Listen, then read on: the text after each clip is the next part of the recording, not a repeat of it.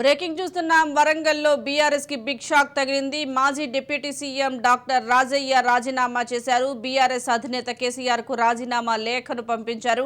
తెలంగాణ రాష్ట్ర తొలి ఉప ముఖ్యమంత్రిగా రాజయ్య బాధ్యతలు నిర్వర్తించారు. ఇటీవల అధిష్టానంపై అసంతృప్తితో ఉన్న రాజయ్య లోక్సభ ఎన్నికల వేళ రాజీనామా చేయడం చర్చనీయాంశంగా మారింది.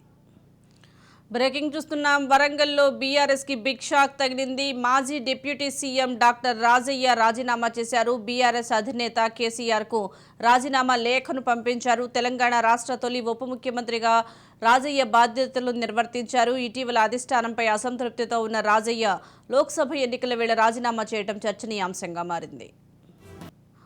వరంగల్లో బీఆర్ఎస్ కి బిగ్ షాక్ తగిలింది. మాజీ డిప్యూటీ సీఎం డాక్టర్ రాజయ్య రాజీనామా చేశారు. బీఆర్ఎస్ అధినేత కేసీఆర్ కు రాజీనామా లేఖను కూడా పంపినట్లుగా తెలుస్తోంది. దీనికి సంబంధించి మరింత సమాచారం మా ప్రతినిధి సతీష్ అందిస్తారు.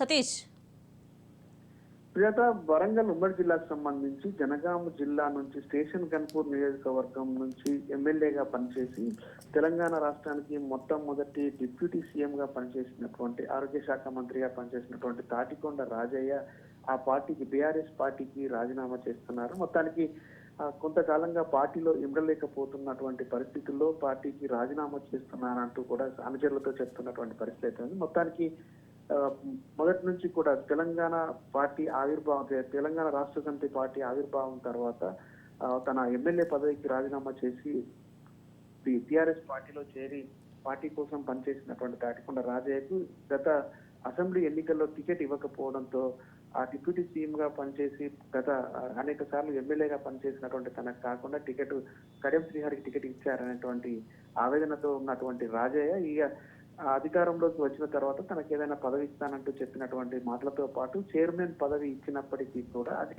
ఆ అధికారం పోవడంతో, ఆ పదవి కూడా పోవడంతో రాజకీయంగా తాను ఇబ్బందులు ఎదుర్కొంటున్నానటువంటి ఉద్దేశాన్ని తన సన్నిహితుల దగ్గర చెప్పినటువంటి పరిస్థితి ఉంది. మొదటి నుంచి సిట్టింగ్ ఎమ్మెల్యేగా ఉన్నటువంటి తనకు టికెట్ ఇవ్వకుండా ఇబ్బందుల పాలు చేశారంటూ కూడా ఆ కేసీఆర్ ను అతిగా అభిమానించినటువంటి తనకు సరైనటువంటి సముచితమైనటువంటి స్థానం కల్పించకపోవడం మూలంగానే మనోవేదన గురవుతున్నట్టుగా కూడా తన సన్నిహితుల వద్ద చెప్పుకున్నటువంటి పరిస్థితి. మొత్తానికైతే ఈ రోజు బీఆర్ఎస్ పార్టీకి రాజీనామా చేసి బీఆర్ఎస్ పార్టీకి సంబంధించినటువంటి రాష్ట్ర అధ్యక్షుడైన, జాతీయ అధ్యక్షుడైనటువంటి కేసీఆర్ కు రాజీనామా పత్రాన్ని పంపించినట్టుగా కూడా తన సన్నిహితుల ద్వారా తెలుస్తా ఉంది. మొత్తానికి దానికి సంబంధించి కూడా ప్రెస్ మీట్ నిర్వహించి మిగతా వ్యవహారాలు బీఆర్ఎస్ పార్టీలో తనకు జరిగినటువంటి పరిస్థితుల పైన వివరించేటువంటి అవకాశం అయితే ఉంది. సుజాత, సతీష్, ఇప్పటికే బీఆర్ఎస్ పై అసంతృప్తితో ఉన్న రాజయ్య రాజీనామా చేసినట్లుగా మరి తెలుస్తోంది. నెక్స్ట్ ఆయన భవిష్యత్ కార్యాచరణ ఏంటి, ఏ పార్టీలోకి చేరబోతున్నారు అనే అంశాలపై ఏమైనా క్లారిటీ వచ్చే అవకాశం ఉందంటారు?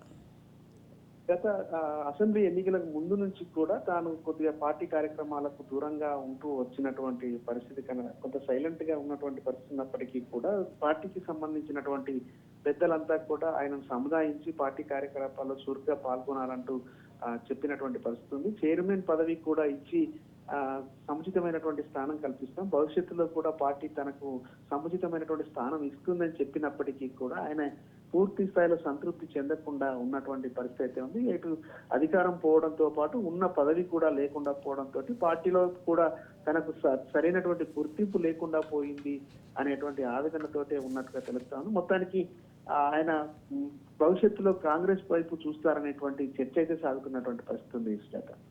Right, thank you Satish.